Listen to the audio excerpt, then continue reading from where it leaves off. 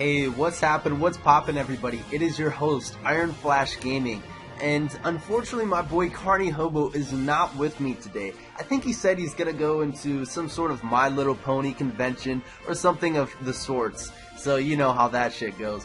Yeah, so the NPL Wars quick update. We have a series of games. It is our league of the NPL facing another Pokemon competitive league, also known as the NPL.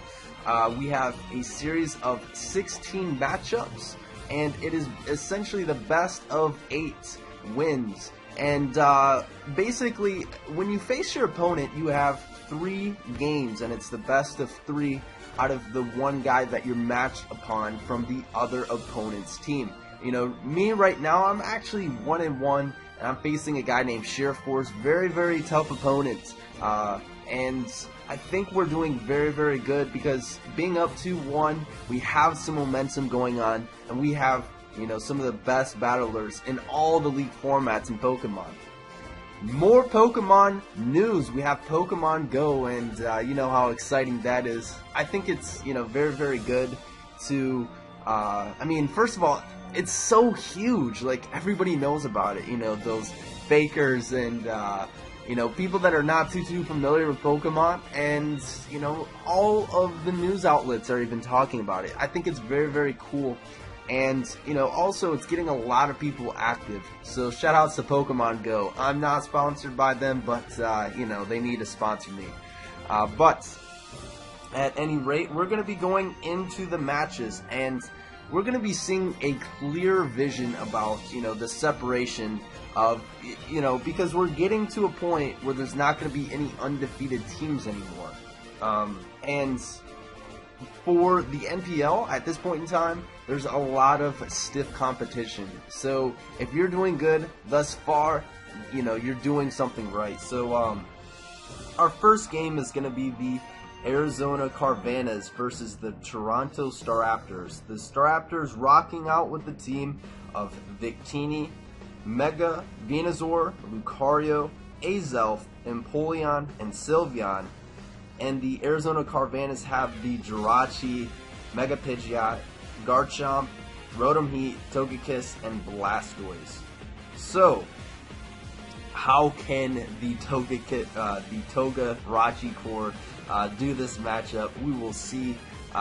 Historically, Jolt is, you know, always coming out in the beginning of the seasons hot, and it's very, very tough to beat Jolts in the regular season. But spoilers, he ends up losing this game. So how did Jolt and somebody of his caliber actually lose in the regular season?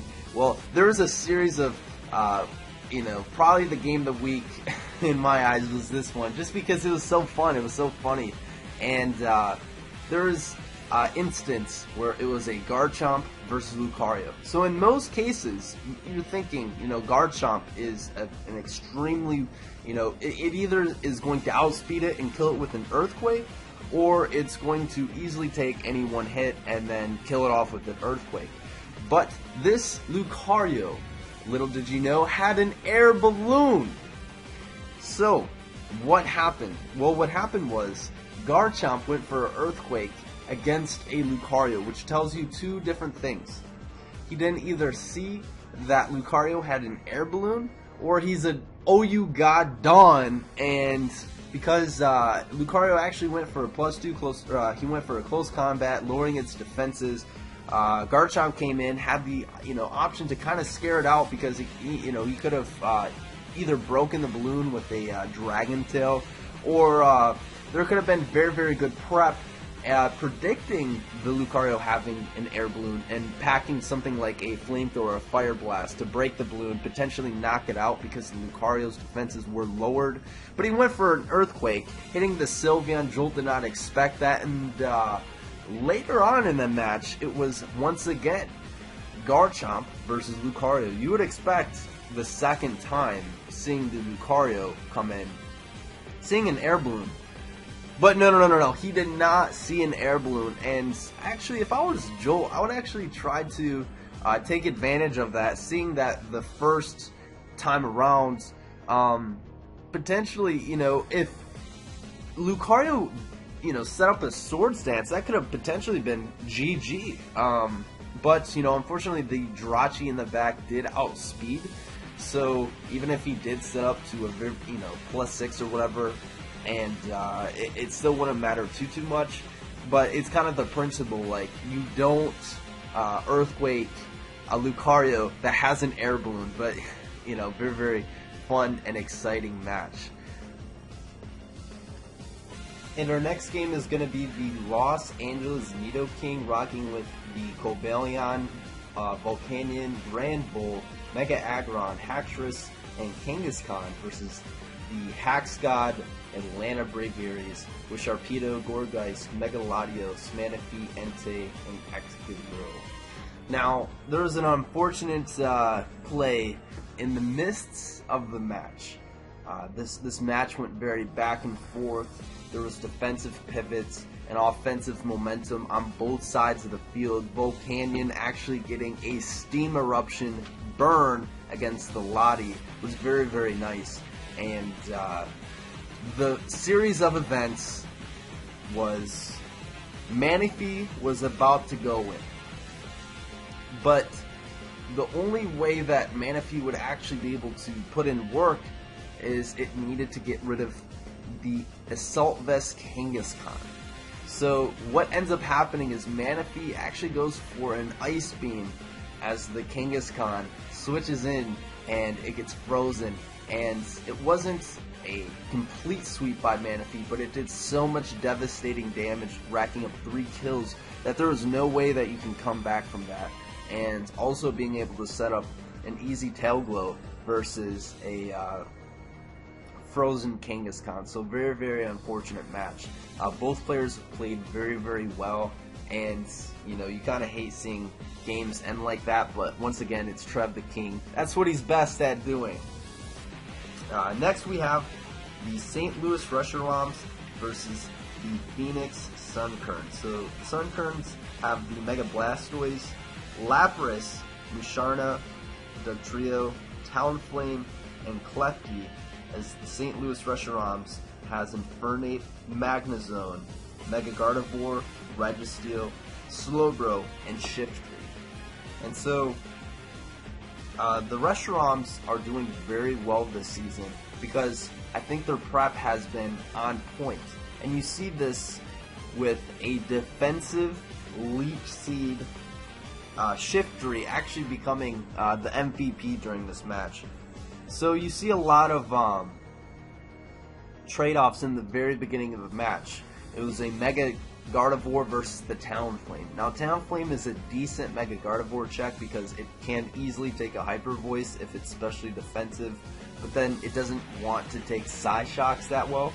And so it was actually an offensive Talonflame, an offensive-ish Talonflame with some bulk, and Talonflame unfortunately misses a Will-O-Wisp turn 1 as a Mega Gardevoir hits it super, super hard with a Psyshock, but it did not matter because Talonflame followed it up with a sharp-beaked Brave Bird, putting it in range of Earthquake from the Dugtrio. So, right off the bat, it's, 5-5. But from there, because the Talonflame is now gone, defensive Shiftry is going to put in a lot of work because since Dugtrio's in, it's trying to get up, it's trying to set up the Stealth Rocks. You have, a series of multitude of weaknesses to Grass, being the Mega Blastoise and the Lapras that doesn't really want to switch in, even if it's a defensive Shiftry, it still does not want to take Leaf Blades from them. But seriously, every single time the Dugtrio came in, it tried to get up Stealth Rocks, defensive Shiftry came in, defogged, Leech Seed, and put in a massive amount of work. But we later saw Klefki. It came in, it was at low HP, and it was time. It was time, they said.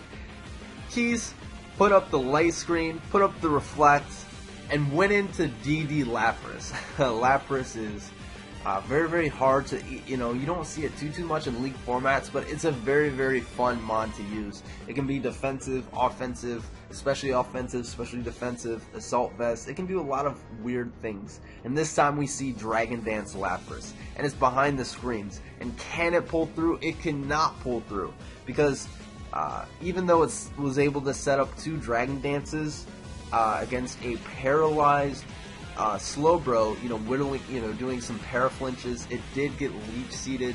It only had Drill Run and Waterfall, so it could never really take out the Slowbro. It could never really take out the Shiftry. And it just was not good enough coverage. And there was another attempt to get maybe a potential late game sweep. He went into the Musharna, but unfortunately Musharna actually did not have enough coverage or the ability to really win.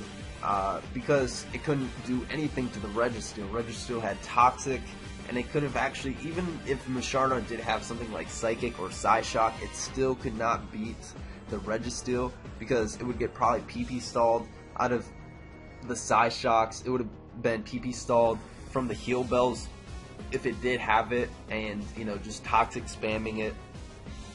And yeah, Shiftry going in. Unfortunately, Shiftry could not get its final kill because it was paralyzed by Klefki, and it was Klefki versus the world. But Klefki, doing what it does best and just thunder waving even things like Slowbro. So yeah, very tricky mon at times. Next we have the Boston Bidoops with Landorus, Chandelure, Mandibuzz, Vaporeon, Goodra, and Doublade versus the Phoenix Sunkerns, hosted by Rizzy Powell, and he has the Tornadus, Scolipede, Jolteon, Mega Medicham, Bisharp, and Diancie. And yeah, this was a really fun match. So from the start of the match, Rizzy creates a lot of momentum. He actually has Charty on his Torn, being able to take a Choice Scarf Stone Edge from the Landorus and getting off a massive amount of damage with the Icy Wind, almost knocking it out. And then from there, Rizzy Powell going for U-turn, predicting the switch, and then Volt switching out with the Jolteon, and really expecting Landorus not to come in, hopefully on the Choice Scarf, because it would sack it off, and he did have a full HP Goodra, so there was no point in that. So there was a pivotal moment that I actually don't think it was. For example, Rizzy Powell really was disheartened when a Goodra Iron Tail crit his Diancie. Now, it wouldn't have killed, but if I were to guess, the Goodra was most likely being able to outspeed a Diancie. Diancie's very slow, a base 50 mon versus a Goodra. Now, unless Diancie was carrying a ton of speed, which how would a speed invested Diancie be able to take a hit, an Iron Tail from a Goodra? I'm not too sure. But the series of plays was Goodra getting an Iron Tail off, and then maybe hitting out, being able to get the outspeed the next turn. So that play, in my eyes, didn't really matter too much. But from there was actually a dominance play. A very nice play by Rizzy Powell. It was a Chandelure that was going to revenge the Jolteon. I was not too sure if the Chandelure was Scarf, so he could have had dual Scarfers with Landorus and Chandelure, or maybe it was some sort of bulkier Chandelure that was maybe even Assault Vest that can take a Shadow Ball or something like that from the Jolteon. So he pulls a hard switch out. Rizzy Powell pulls a hard switch out into the Tornadus onto the Chandelure, and unfortunately there was a crit. But expecting a an Earthquake or an Aqua Tail, it was a Chandelure now versus a Scolipede, and Scolipede actually pursuits, predicting a switch out. So that was a very nice play by Rizzy Powell. And there was another misplay that I think that now this was definitely a misplay in my eyes. It was a Jolteon versus a Doublade, and Rizzy Powell decided to go for a Thunderbolt. The reason why is he wanted the Doublade to get put into range of knockoff by his Bisharp. The reason why that was a misplay is he ended up going into the Scolpede right after, so it was a Jolteon versus a Doublade. He later, he went for a T-Bolt, then hard switched into the Scolpede and then double pursued it. I think easily the best play was to go for a Volt switch and then double pursuit, because at that point in time he would have definitely put it in range of a Bisharp knockoff. And because of that, because the Jolteon took a massive amount of damage, it was not able to clean up the game versus the Mandibuzz and Vaporeon combo. But still a very close game indeed. Next we have the Jersey Dweebles versus the San Antonio Swampers.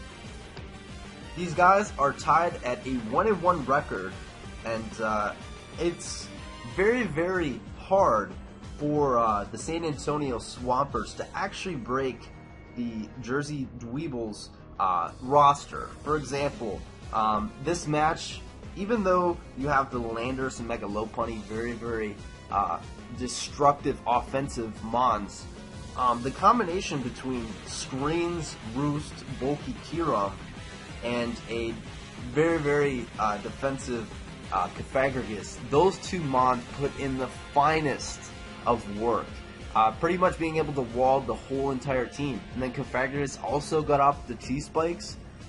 It was very, very hard for the Swampers to break through that core, and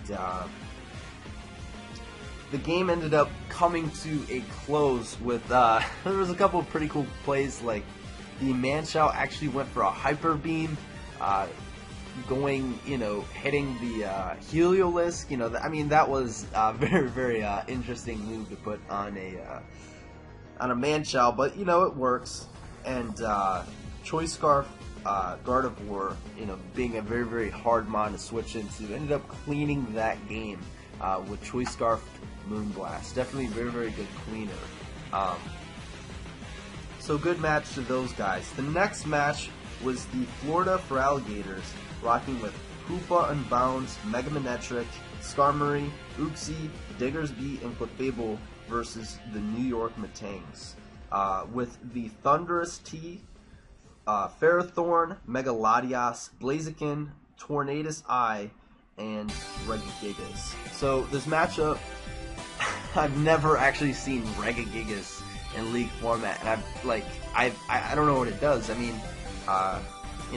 it's typical, substitute Thunder Wave set that, you see in the Pew ladder. Occasionally, time to time, if you're able to get that slow start activated after, being able to last the 5 turns to get it moving. Unfortunately, the Uxie did have the Thunder Wave. Uxie was able to get up its rocks, Thunder Wave it, and then Psychic down. Now, there was a crit, but the crit really, really didn't matter at all, because it was actually a series of damage rolls that, so the crit wasn't too big. And even if it didn't, maybe if the Regigigas did live on 5 HP or whatever, it's easily would have been revenged by any one of his mods. It kind of crits suck, but it didn't really play too much of a role. And then it was just a series of choice specs Tornadus. And even though there was a Skarmory, a Manectric that typically are very, very good switches into Tornadus because it easily resists the Hurricanes, but not in this case. Skarmory was actually easily 2KO'd by Hurricane. And, first of all, who hits... There's a lot of Hurricanes actually hit in this game. And this game was definitely a lot of... Hurricane was the name of the game of this game. It was such a deciding factor. He came in with Tornadus, spammed Hurricane, started wrecking his team. And there wasn't too much he could have the New York Metanks could have really done too much about it. But there was a point in time where Clefable, it had enough. It was ready to set up. It was ready to body people. And so there was the Ferrothorn actually got sacked, and it was time for Clefable to start setting up Calm Minds. Calm Mind setup, 2 setup. So now it is a Tornadus, Choice Specs Tornadus Sludge Waves versus the Clefable. The only way that Tornadus is actually going to be able to beat this Clefable is it needs to get a crit. And that wasn't happening apparently, as after 2 Calm Minds, Clefable, not wanting to risk a crit, goes for an Ice Beam, as there was a nice switch out into the probably a Choice Banded Blaziken, because it followed up with a Flare Blitz, doing a massive amount of damage, somewhere along the lines of 70% a Blaziken Flare Blitz into the Clefable. But there was, at this point in time, with the remainder mons, the only way that Clefable could have been killed is by hacks. And though, hacks sucks, when you have setup, Calm Mind or Curse users, they're going to eventually get crit, or they're going to get hacks eventually, because all they do is kind of just sit there and wall things, and they're kind of susceptible to hacks, and that's exactly what happens. In my eyes, you had a lot better chance of continuing to continue to stay in, keep fishing for the crits, and what ended up happening was the Clefable, after taking a massive amount of Flare Blitz damage, was in range of 2 Hurricanes if it did get confused. And that's what happened. He went for the confusion. First of all, though, he had to hit the confusion, and he's been hitting Hurricanes all game, so he's due for a Hurricane miss. But it doesn't happen. He was able to hit a Hurricane, get a confusion. So first of all, he hits a Hurricane, gets the confusion, and then hits himself in the confusion, and then has to hit another Hurricane. That is a lot of luck. In my eyes, I rather just continue to slam him with Sludge Wave. But it pays out, and it was actually looking very, very grim, because the Clefable was the win con. It was about to win. In theory, it kind of should have won, but Pokemon. Very competitive game, yeah. We know what Pokemon does. And there was the last turn of the game. It was a Scarfed Diggersby versus the Tornadus that is still at full health.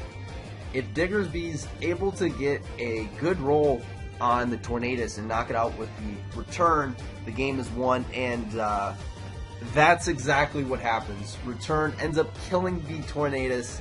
Very nail-biter finish. And yeah, what a great way to close the game. The next game is going to be the Sydney Sharpedos with Mew, Weavile, Zapdos, Megapincer, Metagross, and Almola versus the Austin Toros with Latios, Braviary, Mega Scizor, Arcanine, Galvantula, and Nidoqueen. One quick thing, Megapincer is a threat, and it actually had the Hyper Cutter ability, which I'm pretty sure Austin knew. So, in most cases, because you have a Galvantula, you would most of the time want to leave Galvantula, get up your webs, but Sydney Sharpedos had actually 2 potential defoggers, and that, plus with the Hyper Cutter ability, plus, Mew, Almola, and Metagross, yeah, actually 2 mons that I'm pretty sure were immune to the sticky webs right off the bat. It wasn't too big of a deal. The match, it started out, very interesting. Metagross is a very, very hard mon to switch into in this format because it has a massive amount of coverage. There was a turn where it was an Assault Vest Metagross versus the Mega Scizor. The Mega Scizor easily just switched into the Metagross, but it didn't even scout for the HP Fire. Dylan, if it was able to carry the HP Fire, could have done a massive amount to the Mega Scizor and potentially knocked it out if it was not rocking too much of the HP. Didn't even scout for it, but that's fine. What's not fine is later in the match, Lottie actually sets up a substitute as the Almamola that is fully specially defensive to handle the Lottie tries to go for a Toxic, but to no avail because the substitute is in full effect. So substitutes Calm Mind Lottie with leftovers and then coverage move starts putting in the finest of work. Now with AV Metagross is a phenomenal check to Lotties generally, unless you get a crit and or miss, and that's exactly what happened. It was a Metagross. He went for the Meteor Mash, could not hit the first Meteor Mash versus the Lottie, and luckily he was able to hit the second Meteor Mash, but it did cost him probably like 60%, or even could have potentially pursued the Lottie on the switch if he was carrying the pursuit. It lost the Sydney Sharpedos a lot of momentum, missing the Meteor Mash, which is very, very unfortunate. And, at this point in time, even though there was the unfortunate hacks, it was still a very, very close match. And then Braviary, started to come in. Braviary is a very scary mon in the format because it does get Defiance and has a pretty good, attack stats. Its dual typings doesn't hit steals too much, but there was no steel type. There's no normal resist. So I'm pretty sure it was choice banded Braviary. So just started going in, started clicking return, and was able to whittle down the Zapdos. And he couldn't really go into the Almamola because the Almamola was more especially defensive to handle potentially the Silver Beam Arcanine if he did go that route, but mostly the Lottie. And yeah, I mean, because of the Braviary putting in a lot of damage, also Galvantula was able to kill off the Mew with a Bug Buzz, being super effective damage. Really started to dent Dylan's team. So Dylan is now in the back. A lot of his mons are weakened, but it's fine. He still has the Almamola. Almamola still at a good HP stat to deal with the Arcanine, the Scizor, Scald Burns, and this and that. But there was another turn of events where Lottie actually gets a crit Psychic onto the Almamola. And, so that's two Lottie unfortunate events with that. So right now Dylan is in the back. He's got the Weavile that ended up taking out the Lottie. He has the Pinsir, and it's like, how can Dylan win this game? The Arcanine actually finishes off the Weavile, and its last mon, Mega Pinsir, not Mega Evolved at this point in time, versus the Arcanine. So it's kind of potentially a 50-50 at this point in time, because the Arcanine probably wants to get an Intimidate later. It could switch out and then switch back in and get off an Intimidate, predicting a return and, kind of sacking something off. But Dylan actually is adamant Mega Pinsir. Why this matters is Arcanine was fully defensive, and it was probably expecting a Jolly return, and Arcanine could easily live a Jolly return from a Mega Pinsir. The thing is that Mega Pinsir was adamant, and it did, and because of the weakened Austin Tauros' team, the Mega Pinsir was actually able to get a good damage roll versus the Arcanine. Took it out with a return, quick attacked the Galvantula, and then 2 returns was able to finish off the Mega Scizor. And with a 1-0 victory, the 3-0 Sharpedos pulled through in a very, very exciting match. And the last but not least was the Brisbane Greylands versus Detroit Lightbirds. Now, these are still pretty 2 solid players, and they just haven't been able to roll that well with their teams at this point in time. They're both 0-2, trying to find their first win. The Greylands rocking with the Aerodactyl, Darmanitan, Sneasel, Mega Altaria, Raikou, and Starmie versus the Detroit Lightbirds with the Celebi, Noivern, Conkeldurr, Umbreon, Heatran, and Thundurus. In my eyes, I'm trying to get a easy, clean 6-0 with Mega Altaria. There is nothing on, when your only fairy resist, unfortunately, is a Heatran in this matchup. Heatran is not a Mega Altaria check. Now, it did actually have the balloon. As soon as you pop the balloon, the game's over later in the game, because you pop the balloon, you switch out, you set up the Dragon Dance, or 2 Dragon Dances versus the Umbreon later in the game, and you easily won the game. Bar, watching out for, Thunder Wave on the Thundurus, but nevertheless, one thing that I unfortunately didn't see too much was abusing. I mean, you don't even have to go for Dragon Dances. You could easily abuse the Mega Altaria, just going for a Dragon Dance and then just start lighting up the opponent's Detroit Lightbirds team with returns. And, Heat Ram, once again, not being a switch-in after the balloon is broken.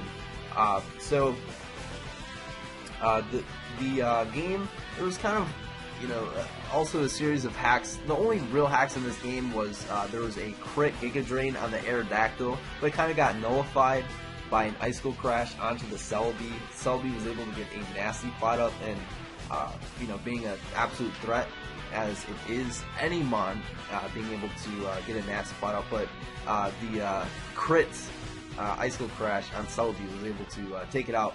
And so, being a man's man, it's Conkeldurr versus a Sneasel.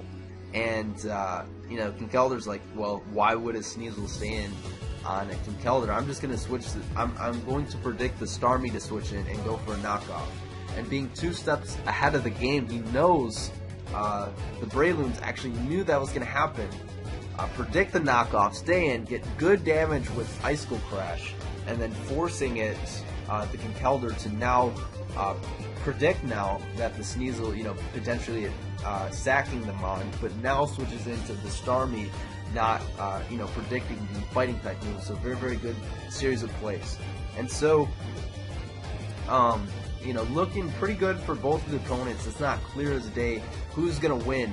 And right now it's actually Choice Scarf Noivern, which is another check to beat the Altaria if it is low on HP, and if it didn't set up 2 Dragon Dances, I can somewhat deal with it. So it's, the Umbreon's still left, the Noivern, the Thundurus, so there's still a lot of Mons versus a Mega Altaria and a Raikou.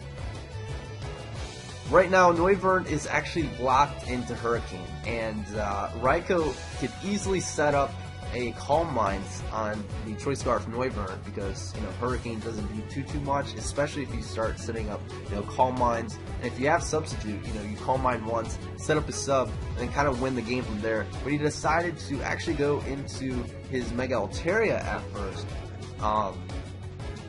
and finish off the Noivern, not getting Hurricane confused, and knocking out the Choice Scarf Noivern with a return.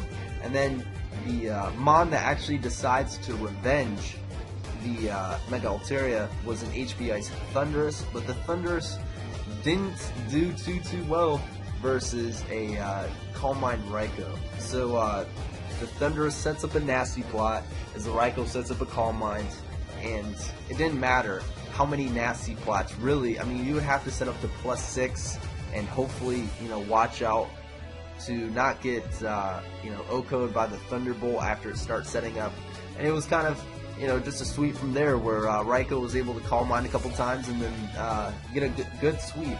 And it was a very, very, I'm not sure if he was trying to, he was probably thinking in the back of his head, how am I going to win this game? He had a game plan, and he was able to come through with Raikou. So very, very, well-performed game there.